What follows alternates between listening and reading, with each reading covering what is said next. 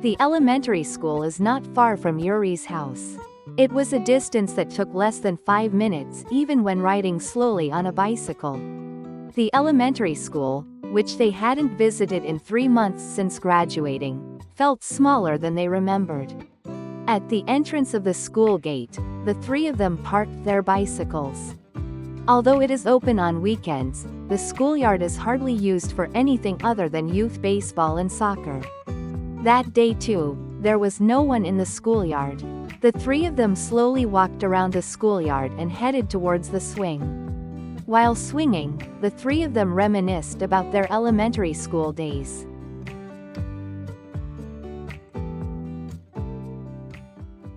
Chris and Sana thought that they didn't have much in common to talk about with Yuri. But since they had been in the same class for 2 years, the conversation flowed more easily than expected. Basically, Sana was the one doing most of the talking. But unlike the dark image of elementary school, Yuri responded with a bright smile. But I was surprised yesterday. Sana said quietly when the topic of elementary school ran out. I don't really know why I was there, but there were you passed out on the ground.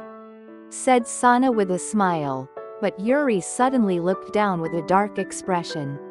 You said you didn't remember anything from yesterday either, but do you really have no idea? Sana said as she peered into Yuri's face. Yuri remained silent. Aren't you worried? Because Chris said there were 2 other boys, and he said something like a demon suddenly appeared. Right? Sana said, turning to Chris. Chris nodded and jumped down from the swing. Then he walked in front of the 2 and sat on the fence surrounding the swing.